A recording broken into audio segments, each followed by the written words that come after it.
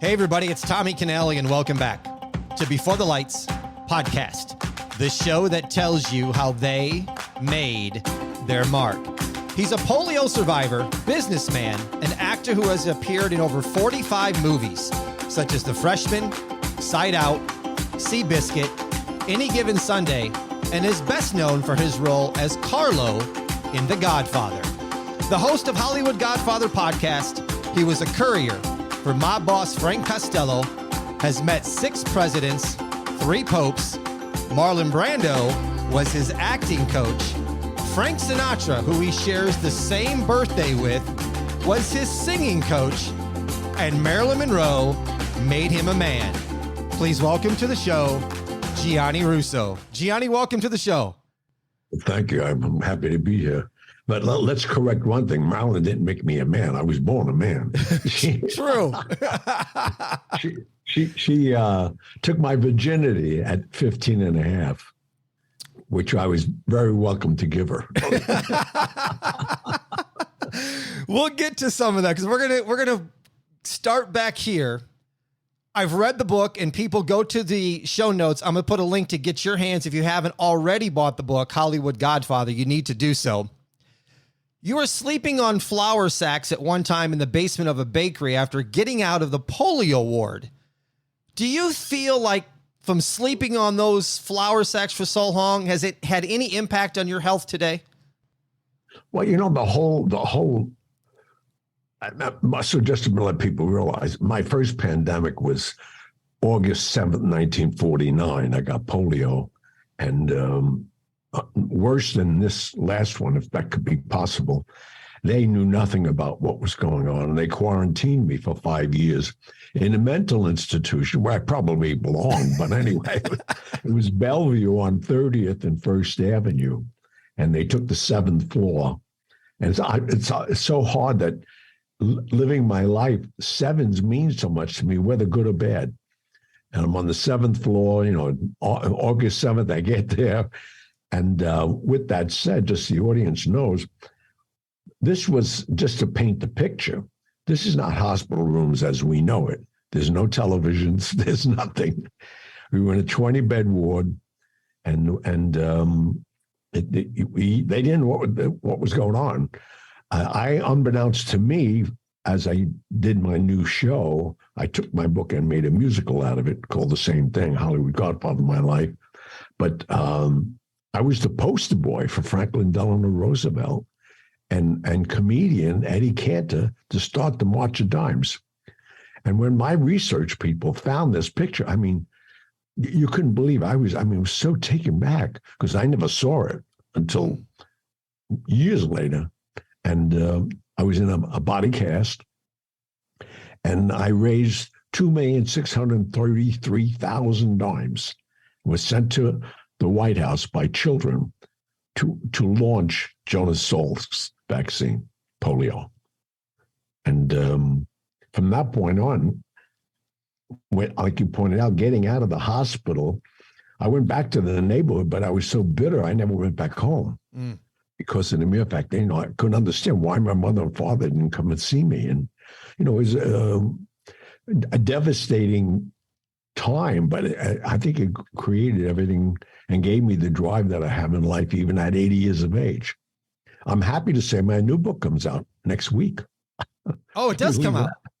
Oh yeah, it's amazing. I mean, and I've had it read, and people who are very close to me, like Nick Pileggi and Gay Talese, and they can't believe this book. And I have a fictional series that I was asked to do, and they gave me an offer on 5 books, which is insane when you consider I can't even spell my own name. I'm an illiterate, basically. I never went to school.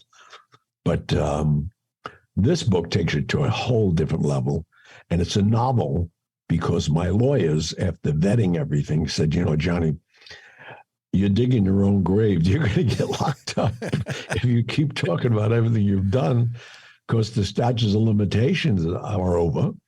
And the last one was with Italy, which most people didn't know, and nor did I. The statutes in Italy were 30 years. So when I started talking about the Vatican, and the solidarity and laundering all the money with two hotels that are right behind you, the Stardust and the Sands.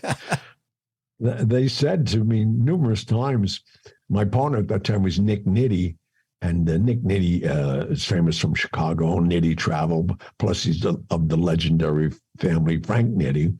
And anybody knows the Stardust, in the beginnings, it was all Chicago. Right. And the beginning of Vegas, most people don't know, each major crime family throughout the United States controlled a hotel. And that's why everything was neutral. Mm-hmm. New York had the Sands, and then later on, Caesar's Palace. But Detroit had the Riviera. I can go on and on and on. And that was the territories. And that's why nothing was ever settled in Las Vegas. It was a moneymaker for them. Right. What's the name of your new book? My new book is The Sixth Family. The Sixth Family. Yeah, it's a young group it's true, that we're trying to take over the five families in New York. Mm. But, and it's laced with, obviously Marilyn yet. And there's some very interesting findings that I had 11 children until I wrote this book, which sounds crazy, but now I have 12. I had two daughters rather. I had Gia and Adriana, and now Marilyn and I have a daughter who's now 63 years of age. Wow. Which is going to be a mind blow to the world. Yes, it is. And to me, it's funny because it's, I got to know her. We're not on a father-daughter basis. I'm letting her go where she wants to go with this. She's kept her anonymity for all these years. She looks like a mother, but she's a brunette. But, read the book. You'll love it. I don't want to wave off. We got so much to talk about to begin with. The book. Definitely going to check out the new book. I said in the opening that you were a courier for Frank Costello. But Gianni, how did Frank Costello protect you? Frank Costello, I would have to say, once he found out who I was, just to bring your audience to current date, when I got out of the hospital, I was working in Magnati's bakery, and the bread had to be on the streets by 4:00 in the morning.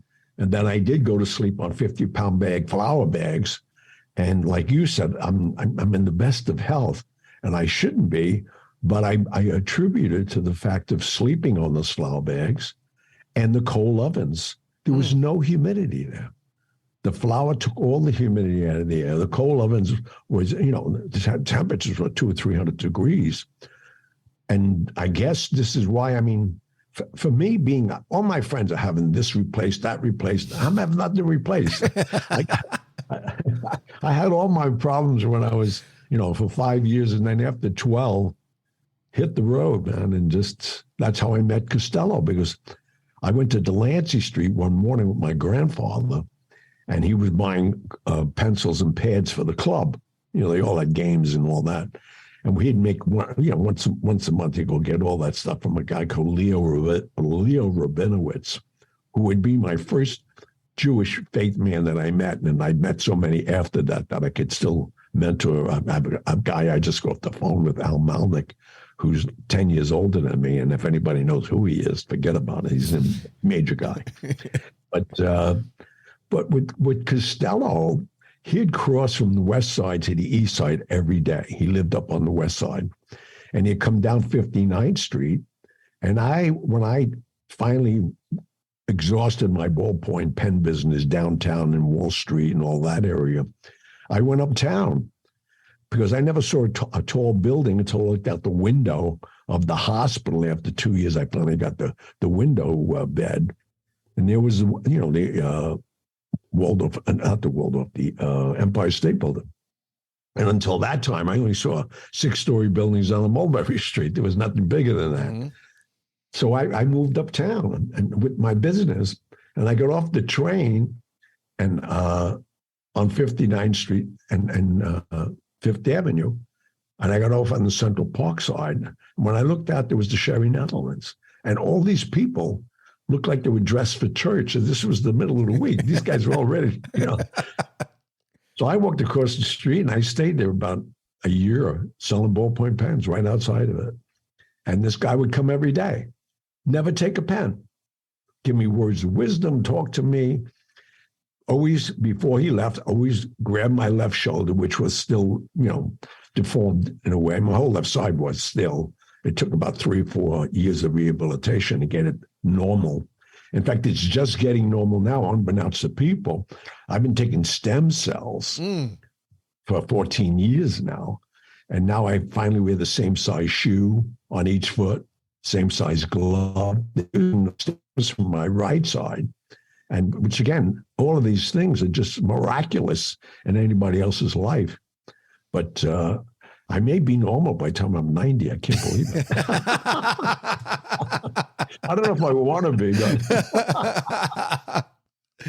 But so one day he said to me, "What's your name, son?" I said, "Gianni." He said, "Gianni what?" "Gianni Russo." He said, "Who's Angelo Russo to you?" I said, "Angelo Russo." I said, "Angelo Russo is my great uncle from Sicily." He said, "Oh, yeah? When's the last time you saw him?" I said, "I never saw him." He said, "Why is that?" I said, "Well, if you know him, you should tell me." I didn't know who he was, but he was the boss of the Genovese crime family at the time. And the guy that was with him, who I thought was his friend, was his bodyguard. So, and I had an attitude because, anybody being in a mental institution for 5 years and finally getting out, and for the people who didn't read the book, I'm not going to tell you how I got out, but Right. Read the book. Which, and that in itself gave me a credibility I really didn't need or want, but I got it. With that said, I told him, you told me. He said, "No, I asked you." He said, "How come you have an attitude?" I said, "Don't ask me why I got an attitude. I don't even know who you are." So he said, "I'm going to ask you one more time. Why didn't you see him?" I said, "Well, they hung my uncle in 1948 while they were cleaning up La Cosa Nostra in Sicily." So he says to the guy, Blackie, that I found his name out later, he's, "Take that cigar box." I said, "You ain't taking my cigar box." And he took a roll of money out I never saw in my life. Up until that time, I was an altar boy, then went to Bellevue, and then I'm working in a bakery. He had a wad of cash I couldn't believe. He peeled off 3 $100 bills and bought $10 worth of ballpoint pens. And he said, "Now I bought the pens, okay?" It's okay. He said, "You know where the Waldorf is?" And again, with my attitude, not knowing it was an attitude, I said, I know where the Waldorf is. I know where every public bathroom is in New York. I live on the streets. So he said, "Meet me under the clock in the lobby. You know where that is?" I said, "Of course." So he said, "Meet me at 11 o'clock. I was there at 10. I wanted to make sure I didn't miss this guy. He gave me $300. Forget about it. Right. So with that said, he sent Blackie out to get me, and I walked through what was called Peacock Alley, which is ironic because friends of mine just bought it. That's another story. The Waldorf they bought. And they kept it the same way it is. But I went in there, and he said to me, "I got to tell you something. You'll never be on the street again. Your great uncle brought my mother and father to America. And the reason I'm here is in Carlo Gambino." He could go on and on and on. He said, "I can name every crime boss out of Sicily that he was responsible for." He said, "I'll never get you in trouble out of respect to your family. You're going to be my personal messenger." I said, "Great."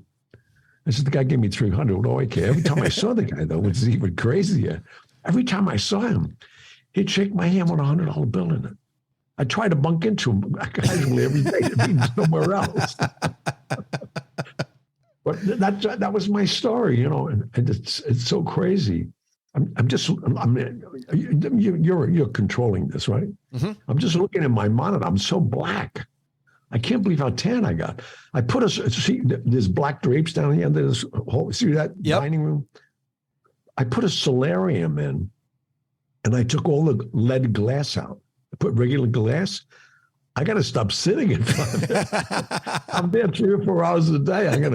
They're gonna ask me to move up to Harlem. But anyway, I was gonna say, you look like you just got out of down in Florida or somewhere, laying out on the beach. I know. I've been 2 hours this weekend. Look at this. Wow. I think it was around 1958, you were given a ticket by a truant officer. And how did that lead to you meeting Marilyn Monroe? That's funny. I'm glad you did your homework. I love people that talk to me that are intelligent.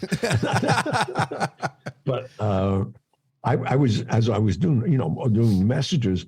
Lindy's was one of the big. I say that for the people who don't know the business that Costello was in. A lot of it was shylocking and bookmaking. And my stops were like all these major places, Lindy's and 21, the Copa, which he owned. And that's how I met my mentor, Sinatra. And I was coming out of Lindy's, and this guy in a brown uniform stops me. I thought he was a dog catcher. What the hell he's doing with me? He's, how come you're not in school? And I laughed at him. I was already wearing Leighton's clothes. I had $5,000 in my pocket going to meet Toots Shaw, which was one of my stops every day. And he said, how old are you? I said, 15 and a half. He said, you got to be in school till you're 16. I said, school? I said, I ain't going to school. And he writes me a ticket. So I give my grandmother's address. And I forgot I had the ticket in my hand. I'm going around the corner, 52nd Street. So it's yours. So I walk in and everybody's there. I mean, you name it, every day. I mean, Joe DiMaggio was there. Marilyn was there. I saw them from a distance. I didn't meet them. I was a kid. But I walk in and Costello says to me, how'd you get a ticket? Walking too fast, and everybody laughed. I didn't know what they meant. He said, give me that ticket. So he reads the ticket. He says, it's a truant officer's ticket. I said, I don't know. The guy had a brown uniform on. He said, I'll straighten this out. So next morning I see him, as I always did at the Waldorf at 11 o'clock. And he gave me my duties for the day. He said, I straightened out this ticket. Today, when you leave here, go up to Wilford Academy. On top of Lindy's is one of your accounts. I said, Wilford Academy? That's a hairdresser school. He said, yeah. I said, I'm no fanoke. I don't want to be a hairdresser. Are you crazy or what? He said, just go there. You're going to sign in and leave. You don't have to go. Now, I get there the next morning, and sure enough, it was all taken care of. And the lady said, Mr. Costello, just, don't worry about a thing. Just come in and sign. Well, this is 9 o'clock in the morning. I look over her shoulder. There's 20 or 30 girls in there. Where are you going to find 20 or 30 girls in New York City at 9 o'clock in the morning? Nowhere. I didn't have to be anywhere for the next 2 hours. I buy them coffee. They all love me. I was there hanging out with them. And Mark Sinclair, who was the head colorist for Clairol at the time, and Kenneth, who was Senator John F. Kennedy's wife's personal hairdresser, and then she bought him Kenneth's when she became the first lady. They came in looking for shampoo boys. And, they were, when they said they were partners in this new world we live in, they were really partners. Lovers they were, that's what they were. And they saw me, they figured, well, look at this nice kid, we'll bring him in with us, forget about it. So now I'm like my fourth head of hair. They taught me, I mean, you had to get the water and touch her wrist with it, and she's got to okay the temperature and all this. It was a whole different situation, but I loved it because I used to walk past 56th Street and Park all the time, the limousines and the women. I figured, is this society at its best? What little I knew about society. Well, the fourth head of hair was Marilyn Monroe. Now, we all know the configuration of a shampoo basin. Mm-hmm. The maid already had it there. She had a robe on. They took off these $500 blouses, and not like we have now, the lines of sinks. These were rooms just for shampoo. So I'm looking at her. I don't even know how long I'm looking at her. And she said, is there somebody in here? And I said, yeah, I'm sorry. And so I go over and do the procedure with the water and all of this. And I'm looking, I'm saying, I can't believe this is Marilyn Monroe. Now, for your audience, my lifestyle, when he went home at night, I'd go to St. Patrick's Cathedral on 5th Avenue and 51st, and it's open 24 hours a day because a lot of times I had nowhere to go. I'd stay and sleep there, and especially in the winter. And you go there right now, you walk in, my patron saint was St. Anthony. My grandmother pinned that little medal on me when I was born. So the St. Anthony's altar is right next to the gift shop. So I would go there, say my things. If I had nowhere to go, say my novena. I'd go to sleep on the bench, which is nice. Or I'd leave in the summer months and walk over to Paramount on Broadway. It was open 24 hours a day. And I got to know everybody. They used to let me in for nothing. Even the ladies giving me, popcorn and all that. And then I noticed, as I was buying popcorn, every night they were giving me more and more napkins. Now, this may sound bizarre to you, but they figured out what I was doing. I saw Some Like It Hot 10 times. When Marilyn started singing, I Want to Make Love to You in this sheer dress, well, I want to be politically correct. I was masturbating in the balcony. Why they were giving extra napkins. Hello. And now she's here. And it said she wanted a hard shampoo. So I'm massaging her hair. She's moaning. I'm looking at her. She got the robe on only. And I got an erection. I must have been poking her in the ear because she started requesting me and leaving me $20 tips, which is insane. Long story short, months go by. Costello says we have a guest up in a suite, which he always had people staying there. He's, I'm going to go fishing with Ricardo in Chicago this weekend. Go check in on her. So I go up, I knock on the door, and it's Marilyn. She says, Gianni, what are you doing here? I said, well, Mr. C told me to take, if you need anything, I'm here. She said, come on in. I just ordered room service. I don't know what room service was. She had all these trays with all this food and all that. I said, well, it's after 12. I already had my breakfast. She said, have a glass of champagne. I said, champagne? I'm only 15 years old. I go ahead, champagne. You can have anything you want in this room. And I'm saying to myself, am I nuts? Am I dreaming this? Who's going to believe I'm in a suite in New York City, which he controlled a lot of suites in there. Because if your audience, I don't know how much they know about the mob. After the Appalachian fiasco, they started using hotels. So you check in on the John Does. This is before 9/11. You could check in as Mary Poppins and nobody's going to ask. Right. But so that's what they were doing. And that's why you had the room. Long story short, I have a glass of champagne. I have 2 glasses of champagne. She said, I'm going to go take a bath. That's great. I'm going to go downstairs. They all know me as the kid. He named me the kid. Nobody knew my name. And nobody really knew my name until I did The Godfather. A lot of people said, I didn't know you were Johnny Russo. I said, I didn't know you. That was the kid. I'm not supposed to tell you that. But long story short, so I'm going to go take a bath. I said, well, great. I'll be downstairs. Everybody knows me. She said, no, come with me. She takes me by the hand, goes in the bathroom. Now, she's got a terry cloth robe on. And she turns on the bath. She said, comb out my hair for me. Well, I did that 100 times in the salon. After shampoo, I got to comb my hair through. So I'm combing her hair through, and I'm looking at her, and it's amazing. I'm looking in the mirror in the reflection. This is freaking Marilyn Monroe. I'm here with this lady. Who's going to believe me? So she said, all right, I'm going to get in the tub. I said, I'm leaving. And she takes me by the hand again. She drops her robe and gets in the freaking tub. She's getting in the tub with me. I said, you're going to get me killed. She said, who's going to find out? So I got undressed and I got in the tub. This was Saturday afternoon. I left Monday morning. What was I going to do? You can't. I got to be polite.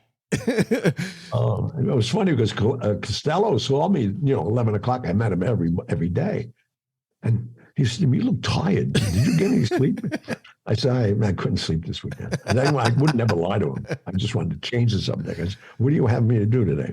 And because I wouldn't lie, the guy was just too good to me. He was more than a father, more than anybody could ever want. And the thing is, he afforded me. And, even to now, the respect I get all over the world. And I was just in Sicily for the 50th anniversary for The Godfather. And Jacob the jeweler created these watches, $500,000 and $700,000 watches. And he wanted everybody to go. Nobody was going to go. I went. He wanted Pacino dinner. I said, they ain't going. He called him. I said, why do you want to go? They don't care about you. So he gave me a thick envelope, private jet. We go over there. And the only reason I bring it up, this just happened last week. I'm in Taormina, and here comes some guys from Sicily that I know. I said, did I do something wrong? He said, no, we know you're here. Everybody knows you're here. We just want to come and say hello to you. These guys like 100 years of good behavior. One guy's like 89. They're walking him. The whole room almost quieted down. I think they knew who they were. And we had a private meeting for 10 or 15 minutes. I said, I got to go back inside. He said, no, we don't worry about it. We got these people. They're with us. Don't worry. I said, no, but I don't need this right now. and what's so funny, I got up and sang the theme of The Godfather, which... That's classic. That is because that's what they wanted me to sing. And, Jacob, I got to tell you something. I knew this guy for 100 years. He's got a beautiful place here on 57th Street called Jacob and Company. He sold 10 watches for $500,000. No wonder why he gave me the money in the jet. That's right. Listeners, as I said, you need to read the book to get the whole story on how Gianni got the part to be in The Godfather. I'm not going to go over that. What I am going to ask him is this. How much money did you make with soda pop and the cake for the wedding scene filming The Godfather? Well, nobody knew anybody there. And I knew Staten Island like the back of my hand. My grandfather moved there. And so La Rosa's pastry, they needed cake. And I said, what's the budget? I was a pretty smart guy already. And I called the union. It's funny you brought up the soda because I called the union. We had 700 people there. It was hot. And they had nothing for us to drink. That was of today. You can't have canned soda. Mm-hmm. In 1948, there wasn't canned soda. Right. So I called the union. I said, we have 700 people up here, and you should send a delegate up here. And I was waiting for them to come. And they came. I went right to the production guy. I said, you need soda? He said, how do you know that? I could hear the guy saying that. I went and bought Shafter on Highland Boulevard in Staten Island. I was buying it for $1.80 a case, selling it to them served at $7. It was crazy. I like business. I'm in still business. I got my Corleone Fine Italian. I don't know if you know about that. Yes. Fine Italian food products, Genco extra virgin olive oil, Corleone vodka, and the sauces. I mean, I'm going to put a link to that as well. And this is my new clothing line, Cosa Mia by Gianni. But there's no socks because you don't wear socks, right? No. I never. You know what? It was for years later in the hospital. I never had socks. I never had underwear on. So when I left, I never wore underwear for years. And then I started wearing underwear. But I mean, no, and I still don't wear socks. I don't want to wear. I don't. To me, what do I know? Forget about it. Here's what I think is and I've heard you say it a couple times, and every time I hear it, and I actually have the Reflection CD, the 2 CDs, and there's a second CD that you tell the story of The Godfather, and this is on there as well. You have to tell my listeners the plan to have yourself shot at the premiere of The Godfather. Oh wow, yeah. I mean, I'm till this day, I wish it wasn't windy that night. Because I hired a guy who was a marksman. I can tell you his name now. He's dead. His brother, Tommy Bellotti, got shot in front of Sparks with Paul Castellano. Tommy was my best man in my first wedding. And Joey Bellotti was a marksman. I mean, he hunted with everybody. And I hired him because I felt, my first movie, I was in hiding already because your audience don't know this, and I don't know if you know this. On June 28, 1971, Joe Colombo got shot. Mm-hmm. In a rally. That was the second rally. Mm-hmm. So Tommy Bellotti called me that morning, and he said, Johnny, you going to that rally? I said, yeah, you can't go. I said, what are you talking about? He said, the old man don't want you to go, Gambino. I said, Tommy, I'm on the dais. He said, I don't care if Joe Colombo's sitting on your lap. You can't go. And he hung up. So now, thank God I thought right away what to do, and to cover myself, I called Barry Slotnick, who was the attorney that Joe Colombo hired to represent the Anti-Defamation League for the Italians Americans. So I called Barry up because Joe Colombo got me the part of Godfather. Mm-hmm. So I was like, I wouldn't have been in it. So I called Barry. I said, Barry, you got to tell Joe I can't go. He said, well, you couldn't. You got to be up there with him. I said, I must have stomach flu or something. The only place I'm sitting today is on the toilet. Thank God I called him, because after he got shot, 13 people got shot that day. I don't know if you know that. I mean, he had some of his own guys dressed as, because they thought something was going to happen.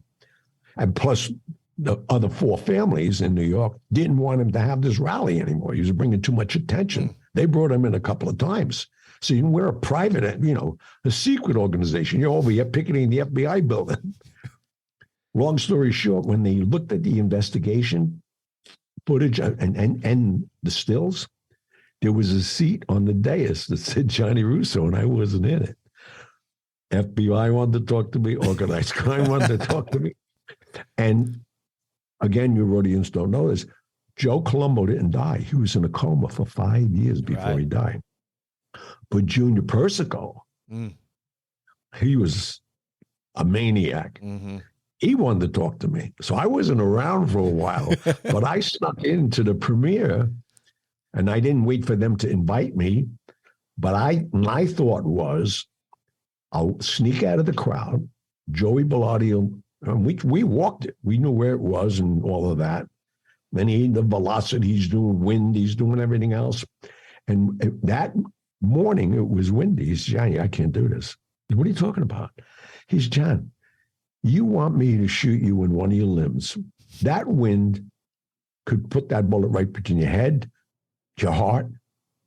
I'm, 100 and something feet away from you. He said, I can't do it.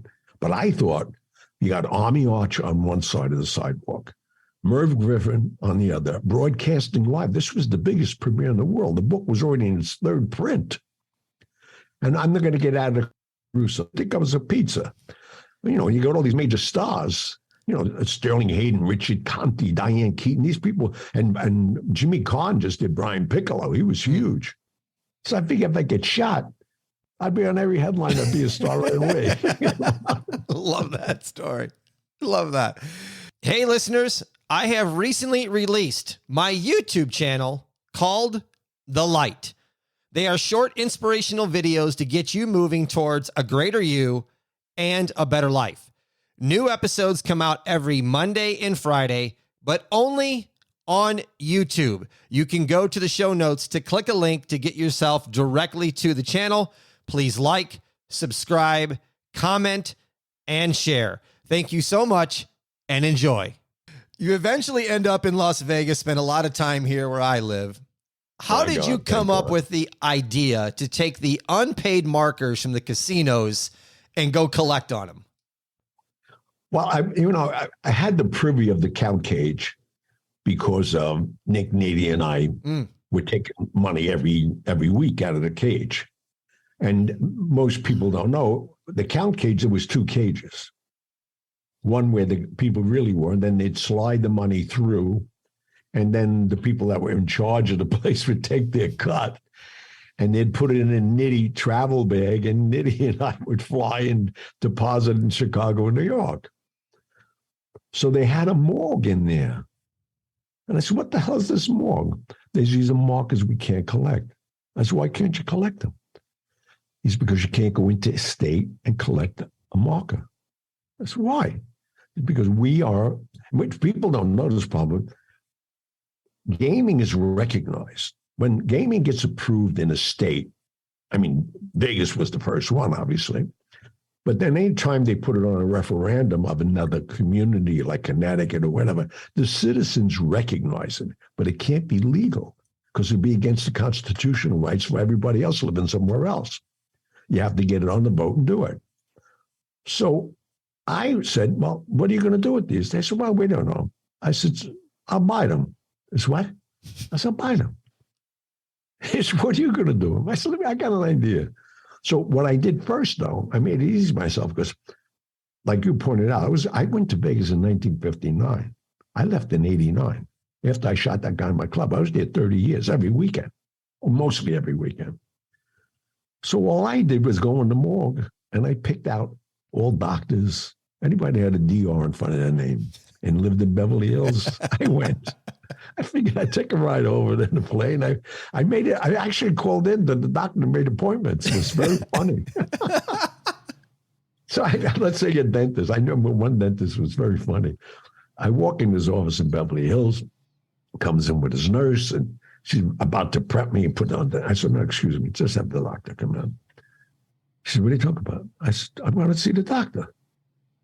So he comes in, he says, Mr. Russo. I said, excuse her, tell her to get out of the room. And he knew my demeanor. I was a young kid at 27, 28 years of age. And as soon as she left the room, I pulled out his marker. I said, now you don't owe the casino the money anymore. And I used to buy markers at $10,000, $15,000, make it easier. I said, you owe me the money. He said, what do you mean? I said, you owe me the money. It's that easy. I paid off your marker. You want to go to Vegas tomorrow? I can fly you there. He's but until you pay this marker off, you owe me 2% a week. Got to pay the vig. How fast they came up with the money.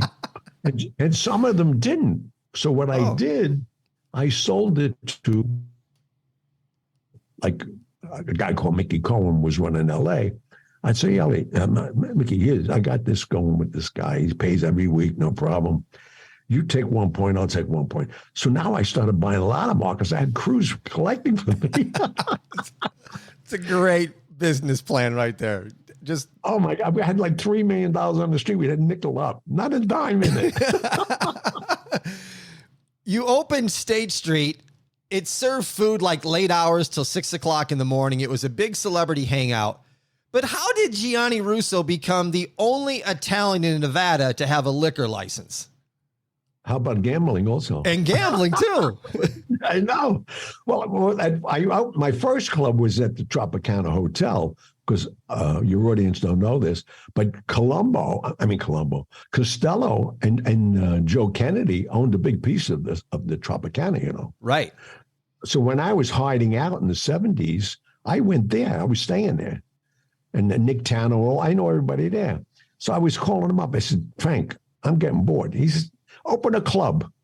That's what he's talking about. Get a room, tell him I said, so I opened a club called Tiffany's. I opened a nightclub, and I saw how easy it was. I opened the nightclub at the Tropicana Hotel, opened at midnight on Thursday night to Friday morning, 6 hours. Did the same thing Friday night and Saturday night, 18 hours a week. I had my new best friend, because Sinatra and Maya Lansky invited me down to Fontainebleau when they did the NBC special with that Sinatra hosted for NBC, welcoming Elvis back. And Elvis and I hit it off. Elvis happened to be at the International Hotel opening it up. So I called him up. I said, I got this new club.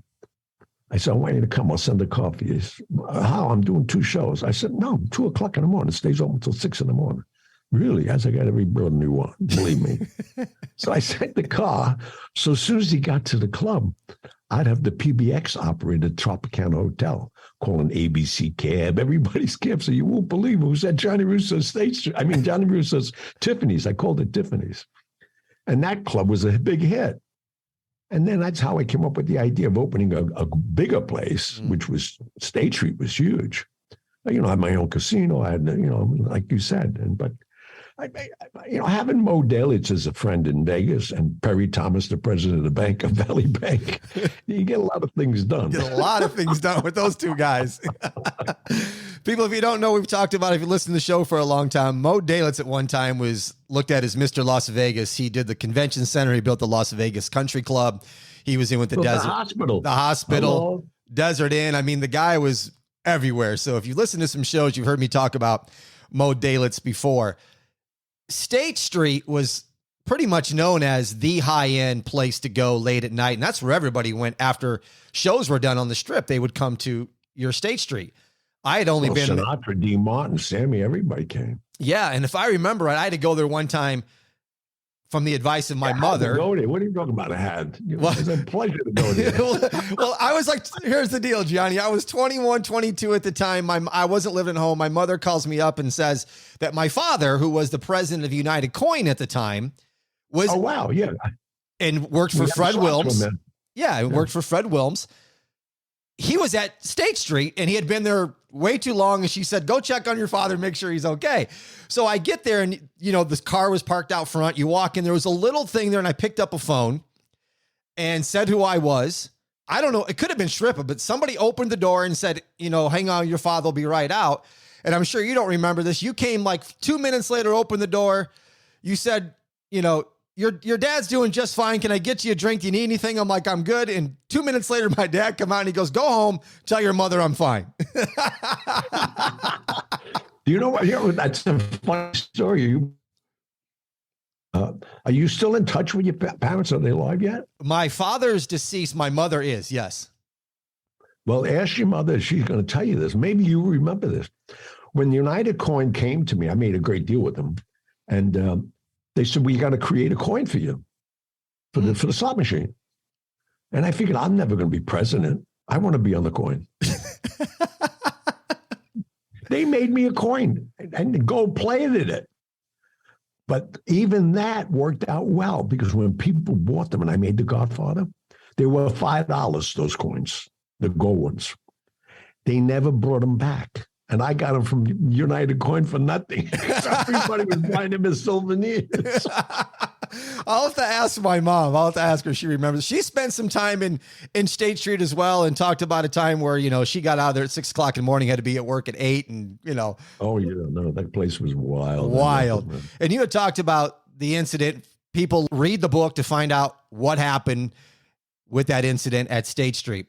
Do you still, and I believe from listening to your show and listening to things, interviews you've done, you still have a part of that parcel of land on Colville and Harmon where you're going to put the Renaissance? Is that like a 99-year lease? What I did is I got it from Richard Tam. And again, Jeffrey Silver, who was a major guy for me in that town, because he was with the Gaming Commission. So when he left the Gaming Commission, I hired him as my personal attorney.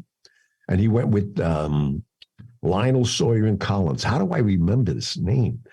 That's the law firm, Lionel Sawyer and Collins. Sounds like a singing group. No, Grant Sawyer was a governor. Yes. This was the most prestigious, much cash. And I hired Jeffrey Silver. And Jeffrey Silver got me all the licenses and everything else.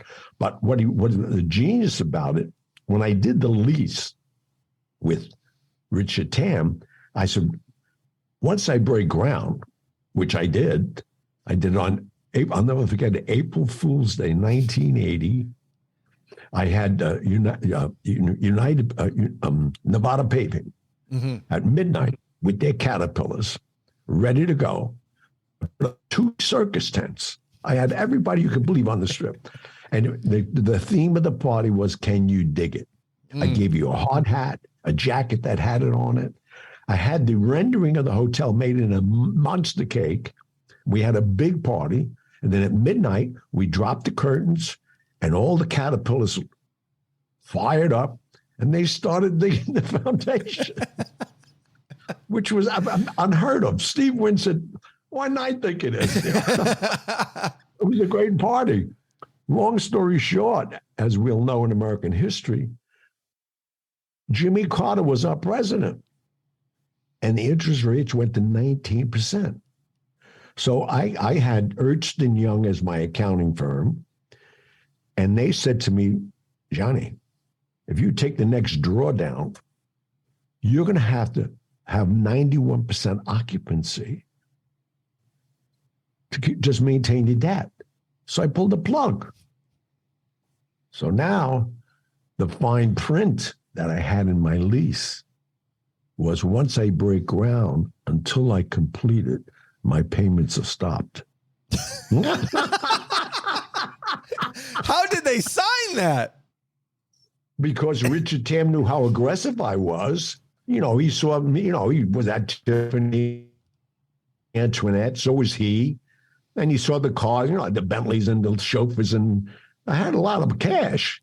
But nobody realized that. That's all I had. I didn't know credit cards. I had nothing because I had cash and I didn't want to go to jail. So it was just working it out. And I had a great Mormon kid, Brad Panos, a Greek Mormon. He was an elder with the church. And he was so tight with Valley Bank because Valley Bank started there. And he wanted to be in the hotel business. That might be the best contract ever. But you ready for this? All that property because I see the way America is going. And that's what I'm talking about, from Harmon Koval all the way to Flamingo. It's 23 acres. I know the property. It's still sitting there. Oh, no. Well, it was just transferred to a Liechtenstein corporation that I sold to myself. The only reason I bought the property, Costello, again, told me, and you know, well, I used to go sit at the Las Vegas Country Club downstairs. You get all the knowledge in the world. You got Mo Dalis there. You got everybody sitting around. I mean, I can't even name some of the names. They're still alive.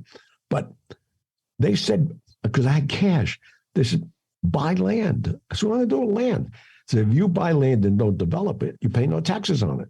So I was buying land, $1,500 an acre. I bought so much land, nobody even knew I had it. I had so many corporations, they thought I was in a real estate business. But it's still paying off. I mean, it's crazy now. 9/11. How did you end up with former President Bill Clinton and then end up in Italy? I know, man. That's crazy. That is wild. We did a charity, and this guy, Carl Solomon, who owned, this guy had a brilliant idea. In Australia, he came up, he did advertising on grocery carts. Do you believe this? And he comes to Beverly Hills, and he's spending all kinds of money. Meet the guys. Wow, Gianni Russo, Godfather. He said, I just invited Bill Clinton to come and speak at my event in Australia. He's a big donor. He gave him $500,000 to come. And he said, I'll give it to you any way you want. So Bill, had all those gumatis. He had to take care of money. So he flew over there, and he said, I would love for you to come. I said, okay, what are you going to give me? He said, I'll give you $100,000. So we go. And that's how I got really close to Bill. Now we're at the Double Bay, Australia, Ritz-Carlton. I'm on the same floor. He's at the end, presidential suite. We got security, we got everything else. I'm on the other end. And before, every place we went, every place, we were there a week together, partying day and night. This guy is a magnet for women. It's amazing. So with his guy, John, his security guy, he'd come to me before we leave the club. He said, okay, the boss likes a lady in the red, the ding. When we drop them off, we're going to send a car back for you. Bring those girls. And that's what I was doing. I was like a pimp flick president for a minute. Now I'm laying in bed. We're up all night. And people, the frogmen, are coming down on wires like in a movie. On the outside of the hotel? On our balconies. Coming down. So I go to the door, and they already have my door blocked. They said, Mr. Russo, go back in bed. I said, what are you talking about? He says, we know that. We're removing the president. We're under attack. I look out the window. I said, nobody's attacking. He said, turn your TV on. As I turned the TV on, the second plane hits New York because we were that many hours ahead of you over there. So we see it.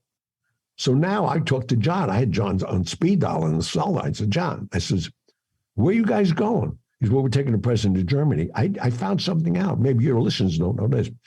The only other time we were attacked was Pearl Harbor. The only other time we were attacked in America was Pearl Harbor. They have to take every living president to the closest army base or naval base. Did you know that? No, did not know that. So they airlifted him. They took him to Germany. I said, what am I going to do here? He said, where do you want to go? I said, anybody going to Naples? He said, we'll get you to Naples. They flew me to Naples. I stayed the whole year. I didn't come back. You couldn't do nothing there. I was just watching any news. It's better news over there because you're getting the real story. Wall Street was closed, I think, for a week. You couldn't get money out. Banks, you couldn't do nothing. And they didn't know what was going to happen yet. So I had, I already bought a boat nobody knew about. I keep it in Madeira, Spain at the time. I was like 21 when I bought it. So I went to Spain. I lived on my boat and hung out for a while. Here's something else I want to bring up. And I may pronounce this wrong, Is it Cellini, the Rolex watch that you wear that is gold with almost 9 carats of diamonds? You first saw this in 1957. There it is right there. It's on my wrist right there. How did you get that watch that you first saw in 1957 that you wear today every day? You know, you're going to make me cry. You know so much about me. This watch, I used to sell pens in front of Van Cleef and Arpels. And, you know, I moved around. And why wouldn't I go down that corner? And Mary used to give me hot chocolate or cold water, and they put this Cellini Rolex in the window. I thought it was Italian. I didn't know about a Rolex watch. What do I know? I'm a bum on the street. I said, could you mark down the serial number of that watch? And she looked at me. I said, yeah. I said, okay, why? I said, someday I want to own that watch. That's my goal. She said, someday you're going to own that watch. So she did. She pacified me, wrote it down, put it in my pocket. Where I normally stood, which I mentioned earlier, I used to stay in front of the Sherry Netherlands Hotel. Mm-hmm. That was like my morning spot, catching everybody, you know. And then I'd move around different corners. Cartier, these people buying that kind of money, they're going to give me $1 or $2 for a pen. So I asked them to write a letter to Rolex. I went to Rolex. Again, they'll pacify me. And I showed them this. They said, you got to write a letter to the Rolex. We can't just tell you who owns the watch. So unbeknownst to me, the girls at Sherry Netherlands write a letter on my behalf. They send it to the guy. The guy sends me a letter. Much later, if you're going to be in Dolder, Switzerland for the ski season, I'll meet you there. So they made me the letter. I said, what the hell? Until I met this guy, he thought I was living at the Sherry Netherlands Hotel. He didn't know I was a beggar outside the street. They figured if this kid's living there, he'd come over to Dolder. So I went to Rolex. I said, I got an invitation. Showed him the letter. I'm going over. How much money should I transfer? So at that time it was $9,500. I transferred the money to Rolex there. I wanted to make the guy know I knew. So now I go to this hotel. I can't believe this hotel. It was like $1,200 a night. But I was determined. I had the money. So I was determined. So we go in the lobby and they're ringing this bell. Ding, ding, ding, you know. Mr. Russo, Mr. Russo. And there's this kid, me. I raise my hand. The guy comes over. He says, you're Gianni Russo? I said, yeah. He said, you're here for the watch? I said, yeah. So he sits down. He says, tell me the story about this watch. I tell him the story. He starts crying. I said, what are you crying about? He says, this is unheard of. You were selling ballpoint pens. You raised all this money to come here and get this watch. I said, yeah. He said, how long are you going to be here? I said, until I get the watch. So he said, we'll send a car for you tomorrow. Be here 11 o'clock. So I'm downstairs. I'm all dressed nice. They take me right out of town. We go on to this estate with gates and everything. I never saw anything like this. And they're all lined up at the porte cochere outside. I learned that word from them. I thought it was a stoop. It's a porte cochere. They're all standing up. It's like 12 degrees welcoming me. I get out of the car. We go in. And the guy who saw me, he said, I have to apologize to you. He says, I don't own the watch. I said, was this a joke? He said, no, my master does. He's coming down. So he puts me in this library. And here comes this guy that I became friends with till he died. I never met a guy so charismatic. He taught me how to dress with colors and everything else. He comes down, small in stature, dressed to the nines. And he said, I want to hear the story about the watch. I said, and now I got to tell you the story. He says, yeah. He's, why are you angry? I said, I'm not angry. He said, but you want the watch, right? I said, I want to buy it. Tell me the story. I tell him the story. He starts crying. So now the guy's still there. The guy, his guy works for him. He's go up to get this. And they brought a dollhouse down. A dollhouse with windows. And every window had an automatic winder in it, like a little brownstone. It was amazing. And he put the right drawer, and there was the watch. I put it on. He said, put it on. I put it on, and it fit. I said, it fits. He said, that's good omen. I said, well, how much you want for the watch? I said, he said, I don't sell nothing. I said, you busting my balls here. I'm over here, right? I'm here to spend thousands of dollars and you're not going to sell me the watch. He said, what are you not hearing? You're not going to sell me the watch. I said, no, it's my gift to you. Gianni and Yelly, Fiat Motor Company. The guy from Fiat Motor Company had the watch. That's his watch. Wow. Yeah. He's the one that had it first. They made it for him. They never made another watch like that. I don't know if your camera could see. We're not on camera here. It's all diamonds. It's all diamonds. Every side, all diamonds. Now it's, when I get on the warranty, you have to bring it in on me so many years and keep the warranty going. They've offered me over $100,000 for this watch. I'll never give it up. I never wear another watch. What's your name? When they give me a watch? What's your name? Jacob. Oh, in Sicily. So I keep this. That's junk. I said, okay, but it's got a meaning for it. That's right. Every piece of jewelry I have is a meaning. I don't go buy this out. This year, Pope John gave me this in '84, who's now a saint. My kids go to a school in Puglia, my grandchildren. They said, Papa, you know the saint. There's a picture of me and the Pope over the Monsignor's desk in the office. Speaking of things that mean to you, you're in a historic home as well. Oh, yeah. I mean, look, you think I have a dining room sit 16 behind me? Look at it. Stella and I had a lot of dinners here. So are you in Frank Costello's home then? One of them. No. His home where he lived with his wife is like a sanctuary on the west side. These were all gambling homes. There were crab games. I mean, he had apartments in New York that were like bar none. You thought you were in a casino. Midnight, cocktail waitresses, everything, crab games. So I used to come to this one a lot. I liked it. So I have like, it's on the Upper East Side. I ain't going to tell you where the people show up. Right. But I have 4A, 4B, 4C, 4D, all facing south. It's that nuts. Unbelievable. Last question before I let you go. Your singing career, you have, like I said, Reflections. You did a 45. I think I actually have that right here. A Man Alone by Gianni Russo. Oh, wow. I did that in Vegas. You did this in Vegas? For Billy Porter. And then Industrial Road. I have this one, Gianni's album where he sang at Trump Plaza in concert.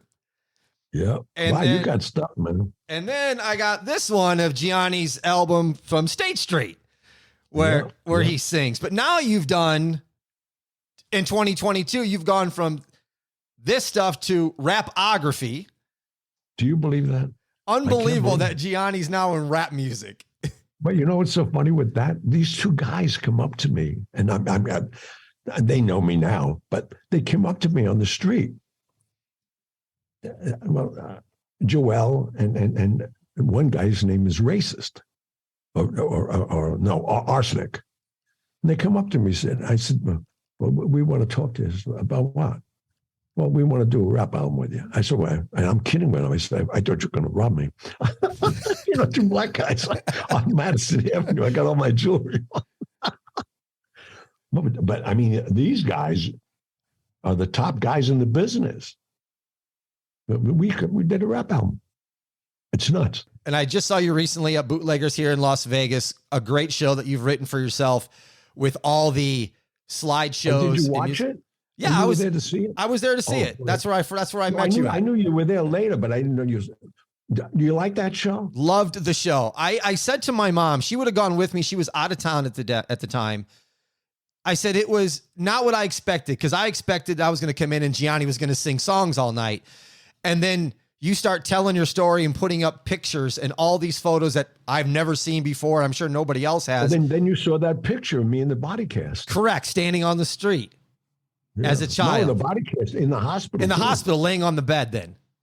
Yeah, the full cast. Yeah, I thought you wrote a really good show. I thought that flowed really well. I enjoyed it. Oh, great. That's a big compliment, because I wrote that show. And because the book means a lot to me, and I just started a 501c corporation because I'm doing really well, and my promise when I was in the ward, I said, if I ever do well, I'll take care of kids that need help. So I'm doing 10 scholarships a year for children in need for school, $10,000 units at a time. That is fantastic. Here's where I was going with this, kind of backwards, where I want to end it with, is talk about, I said Frank Sinatra was your singing coach, but he tells you to come over and bring swim trunks for him to teach you how to sing. I know, that was so funny. Again, that was during the time I was on the lam. Okay. After the Kennedy assassination, they wanted to question me because I was at all these places. Some other people were. So I left for 24 months, came back in on my Italian passport, and I went to Palm Beach. So I called Dorothy. I said, the old man said he'd teach me to sing. He said, okay, when are you going to come to Palm Beach? I said, Palm Springs. I said, well, whenever he tells me. So he told me. So I got there I remember a Tuesday at 2:00. And she said to me, make sure you bring a bathing suit. I said, Dorothy, I don't want to swim. I want to sing. She said, I know. So I get there. Harry opens the door. He says, where's your bathing suit? I said, what's with this bathing suit? He said, go out to the cabana, put on a bathing suit. He'll be right out because he don't get up until 2. And here he comes. I've seen him 100 times in his white robe, the coffee cup, cigarette in one hand. And he says, get in the pool. I said, Frank, I know it's hot, but I want to sing. He's getting in the pool. And he started timing me. He said, submerge yourself. Stay down as long as you can. And I come back up. Gavin, he said, take a deep breath of air, think, and pull the air into your stomach, your lower diaphragm. He said, it'll take you a while to do that. He learned this from Tommy Dorsey. Because he used to said, when do you breathe, with that trombone? And he passed that on to me. I spent days with him. And I could sing now. I really can. Well, you heard me sing. Yeah. Yep. And the song that he asked me to do, he said, once I pass on, he said, I think you're gonna make it. He booked me. This is wildest story. He booked me he was at the Sands Hotel doing one show a night in Atlantic City. He put me at the Carlisle, right next to him, doing 2 shows, Thursday, Friday, and Saturday. This is one of his last singing gigs. And the second show, he'd come over with me. I'd be in 1 or 2 tunes. All right, you bum. Let me do a song with you. And he'd come walking on, and everybody knew. And he was telling people, I didn't know. I didn't watch his first show. I wasn't waiting over. I was doing 2 shows. He was doing 1. And he used to tell people, I'm going to go see my friend over there. You want to come over, come over. And the place was packed.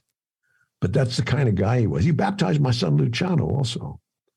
But, he's bipolar. That's all I could say that's negative about him. So if you knew Frank well enough, at 2 or 3 o'clock in the morning, he starts drinking, leave. That's when the other personality's coming out. Oh, yeah. Oh, my God. He's 6'2" and a fighter. It's crazy.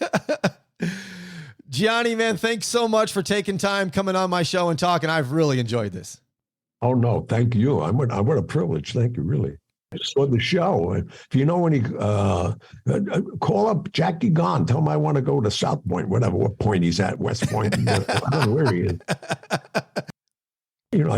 I think it could work, especially now you saying it's good. Yeah, I definitely think it can work. I'll ask around, see if I can find some people that. I'll give you a commission, or anybody will hire me. You'll be my agent down there. Are you kidding? I love it.